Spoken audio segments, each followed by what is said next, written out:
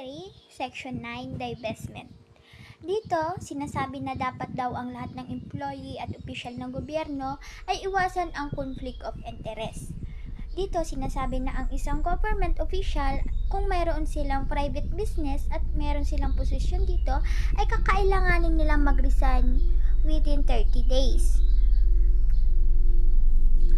Dahil yung posisyon nila, kung sila man ay board member or manager, kakailanganin nilang bumaba dito matapos siyang maupo sa tungkulin nila sa government.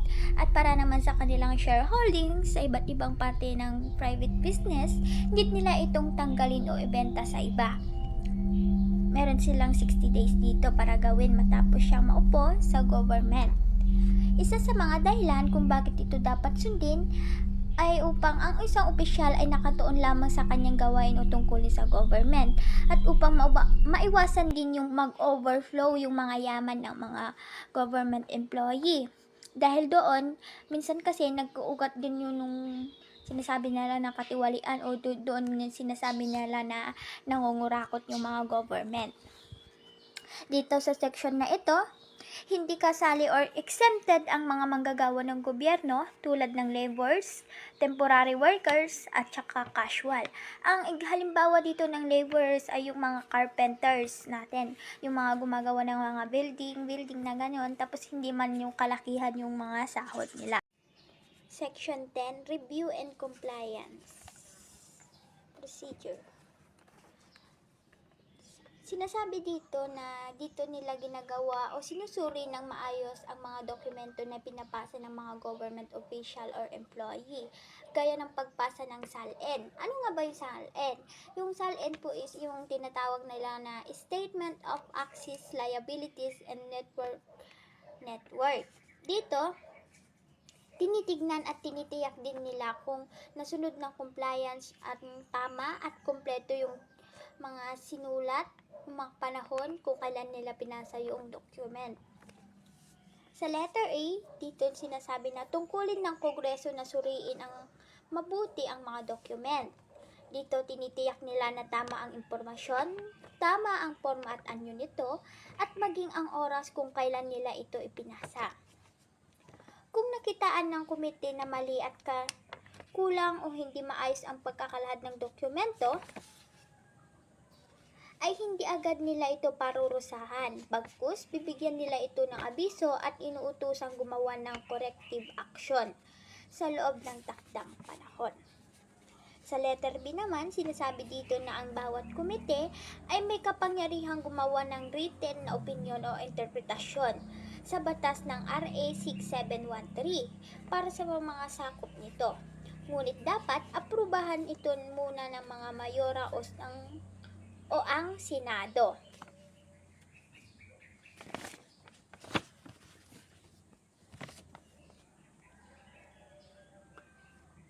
Dito, sinasabi din na hindi papatawan ng parusa ang isang opisyal o employee ng gobyerno kung nagtanong at sumunod ng interpretasyon na ibinigay ng komite at ginawa at nito ng mabuting hangarin o good faith.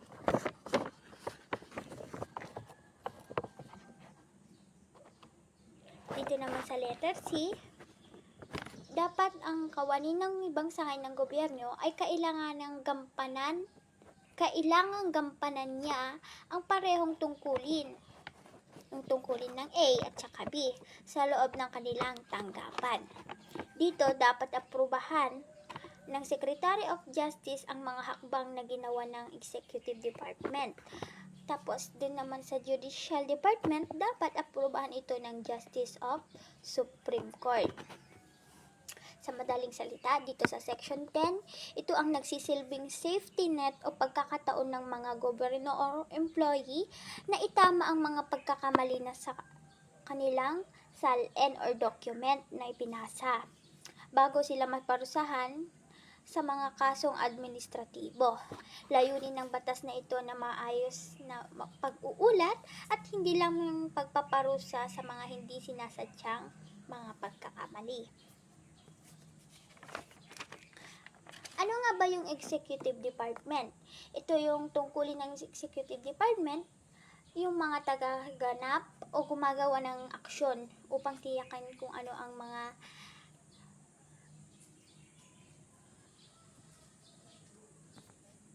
yung executive department, sila yung mga tagapaganap o yung mga gumagawa ng aksyon upang tiyakin kung gumagana ba ang mga pamahalaan para sa kapakanan ng taong bayan.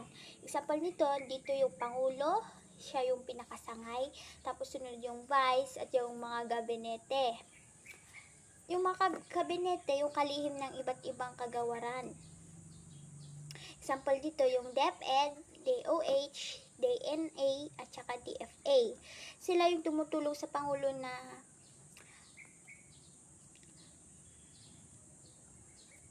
pamahalaan nyo ang ating bansa. Section 11, Penalties. Dito, kung ikaw man ay public official o employee at stable man o hindi ang trabaho mo at napatunayang nagkasala ka sa batas na RA 6713 ay mapaparusahan ito ng hindi hihigit ng 6 na buwan na sahod o masususpindi ito ng 1 taon. O pwede rin siyang matanggal sa kanyang pwesto, nakadepende sa nalabag niyang batas. At nakadepende ito sa tulong ng pagdinig ng ahensya ng gobyerno o sa korte. Dito, sinasabi din na kung sa section 7, 8 at 9, kapag nalabag ng isang opisyal ito, paparusahan siya ng pagkakulong na 5 years o pagmumulta ng 5,000. At maaari din itong pareho ring ipapataw na parusa sa kanya at pero nakadepende yun sa korte kung papayagan pa ba siyang humawak ng mga public government na posisyon. Halimbawa dito kung nilabag nila yung tungkol sa SALN.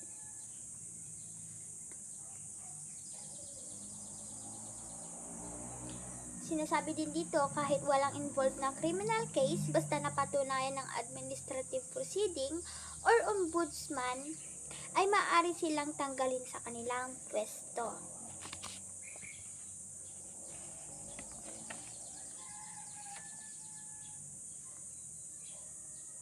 Ano ba yung role ng ombudsman? Siya yung tagapagtanggol ng taong bayan. Sila yung nag-iimbestiga, nagpapanugot sa mga opisyal ng gobyerno.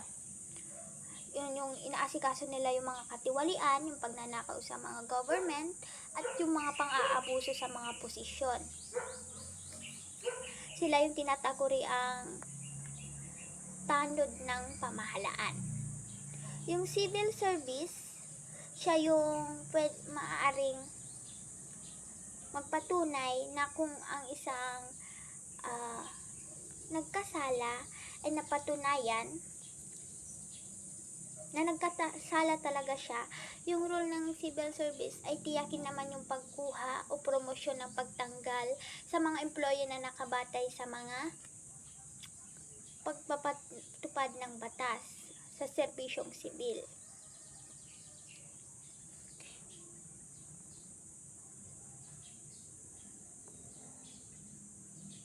Dito sa letter C, sinasabi na kung ang isang individual ay nakipagsabuatan sa gobyerno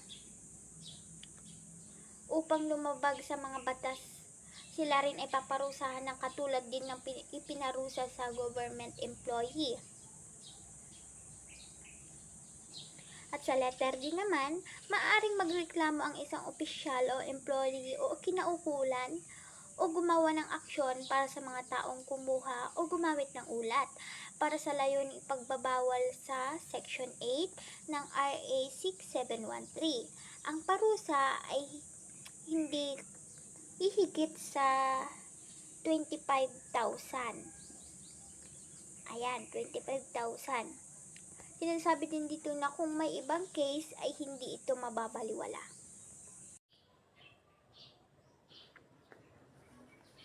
Section 12, Promulgation of Rules and Regulation, Administration and Enforcement of this Act. Sa section na ito, ang Civil Service Commission ang may responsibilidad upang pamahalaan at ipatupad ang batas na RA Number 6713, sila din ay may kapangyarihan na gumawa ng mga rules at regulation para maipatupad ang batas na ito. Sila rin ay may kapangyarihan na magdisiplina o dumisiplina sa mga kawani ng gobyerno or employee nito na lumalabag sa mga code of conduct. Dito, sinasabi din na kung ang CSC or Civil Service Commission ay nakita na may paglabag sa batas na pasok sa criminal case, ay maaari nila itong ipasa ang kaso sa tamang otoridad. Halimbawa nito, sa mga ombudsman, pwede nila yun ibigay sa kanila para sa isang kaukulang aksyon. Dito, sinasabi din na ang Civil Service Commission ay maaari din silang maglunsad ng mga administratibong hakbang o parusa laban sa mga napatunayang nagkasala na empleyado na naaayon sa batas na RA 6713. Dito, nililinaw din ng probisyon na ito na ang CSC ay hindi inaalis ang karapatan ng Senado or House of Representative na disiplinahin ng kanilang miyembro o para sa kanilang pag-uugali. Bukod sa Civil Service Commission, ang ombudsman ay binibigyan diin niya na dapat gumawa ng mga hakbang upang maprotektahan ang mga manggagawang nagreklamo sa mga opisyal ng employee ng mga gobyerno na lumabag sa batas na RA 6713. Dito sinasabi na yung ombudsman pwede daw siyang magsabi na gumawa sila ng mga hakbang para maprotektahan yung mga taong nagsusumbong na sinusumbong yung mga government employee na may ginawa silang mali. Doon, gumagawa sila ng mga hakbang or protektahan para maprotektahan yung isang individual na lumabag, na isumbong yung isang lumabag na employee sa batas ng RA 6713. Sa madaling salita, sa Section 12, dito ang mga Civil Service Commission ay may kakayahan na magparusa at magpasa ng kaso. Sila ang itinuturing na pulis o etika ng ating gobyerno.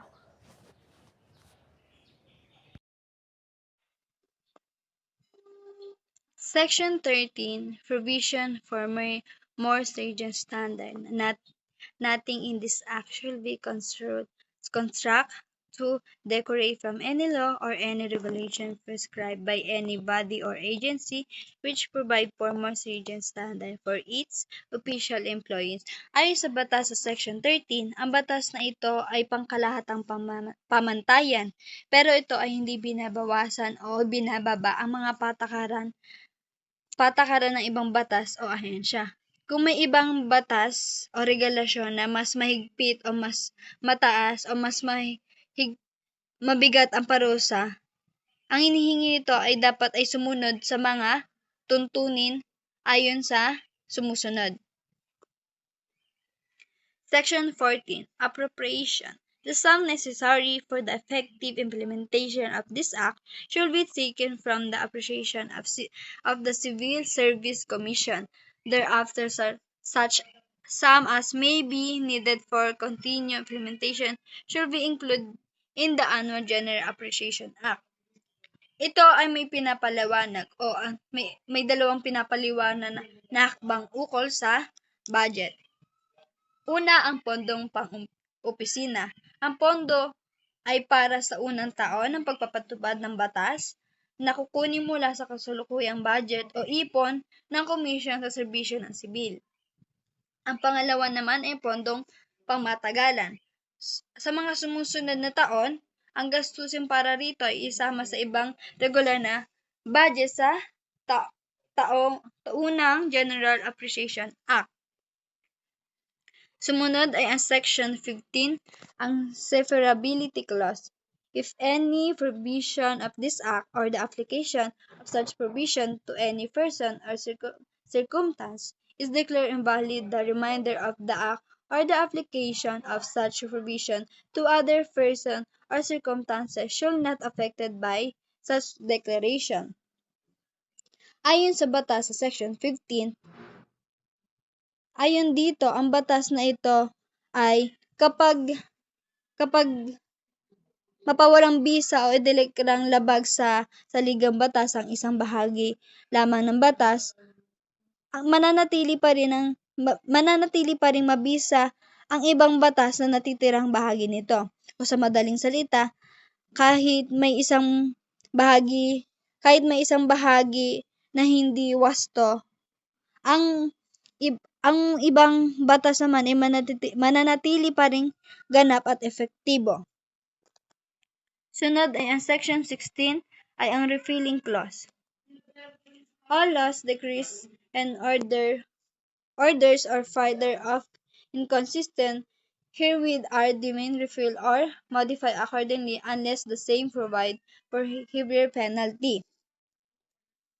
Ayon dito ay lahat ng lumang batas, utos o patakaran na salungat o hindi tugma sa RA 6713 ay binabago o pinapawalang bisa na. Ayon sa Section 15, effectively, this act take effect after 30 days following the completion of his publication in the Official Gazette. Ayon sa Section 17, ang batas ay hindi magiging epektibo agad sa araw na nilagdaan nito. Ito ay kailangan muna lumipas ang 30 days pagkatapos ng paglalathala upang malaman ng publiko ang nilalaman nito.